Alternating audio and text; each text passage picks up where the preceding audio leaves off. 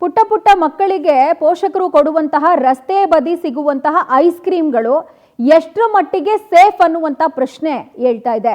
ಚಪ್ಪರಿಸಿ ಮಕ್ಕಳು ತಿನ್ನುವಂತಹ ಐಸ್ ಕ್ರೀಮ್ನಿಂದ ಮಕ್ಕಳ ಆರೋಗ್ಯಕ್ಕೆ ಕಂಟಕ ಅನ್ನುವಂತ ಪರಿಸ್ಥಿತಿ. ಬಿಕಾಸ್ ತುಮಕೂರಿನಲ್ಲಿ ಅನಧಿಕೃತ ಐಸ್ ಕ್ರೀಮ್ ತಯಾರಿಕಾ ಫ್ಯಾಕ್ಟರಿ ಎಗ್ಗಿಲ್ಲದೆ ಕಾರ್ಯನಿರ್ವಹಿಸ್ತಾ ಇದೆ. ಖಚಿತ ಮಾಹಿತಿಯನ್ನ ಆಧರಿಸಿ ಐಸ್ ಕ್ರೀಮ್ ಫ್ಯಾಕ್ಟರಿ ಮೇಲೆ ದಾಳಿ ಮಾಡಿದಾಗ ಒಂದಷ್ಟು ಭಯಾನಕ ಸತ್ಯ ಬಯಲಿಗೆ ಬಂದಿದೆ.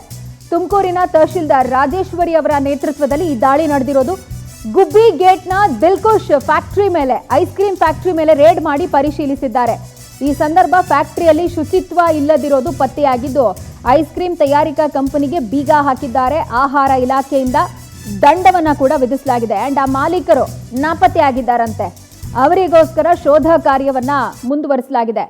ಸಣ್ಣ ಸಣ್ಣ ಮಕ್ಕಳಿಗೆ ಕೂಡ ರಸ್ತೆ ಬದಿ ಸಿಗುವಂಥ ಐಸ್ ಕ್ರೀಮ್ಗಳು, ಚಿಪ್ಸ್ ಪ್ಯಾಕೆಟ್ಗಳು ಇದೆಲ್ಲವನ್ನ ಪೋಷಕರು ಕೊಡಿಸ್ತಾರೆ. ಬಟ್ ಆ ಒಂದು ಕ್ರಮಕ್ಕೆ ಮುಂದಾಗುವ ಮುಂಚೆ ಇದನ್ನ ಗಮನಿಸಬೇಕು.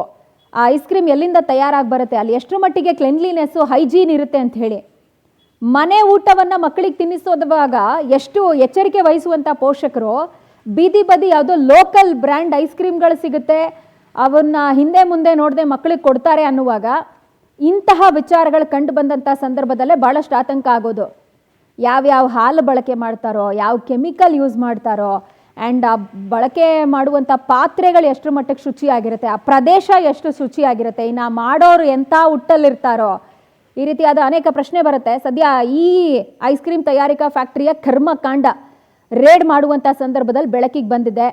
ಅಲ್ಲಿ ಹೈಜೀನ್ ಅನ್ನುವಂಥದ್ದು 0% ಆಗಿದೆ. ಸೊ ರಸ್ತೆ ಬದಿ ಸಿಗುವಂತಹ ತಿಂಡಿ ತಿನಿಸುಗಳನ್ನು ಮಕ್ಕಳಿಗೆ ಕೊಡೋ ಮುಂಚೆ ಪೋಷಕರು 3-4 ಬಾರಿ ಯೋಚನೆ ಮಾಡೋದು ಉತ್ತಮ.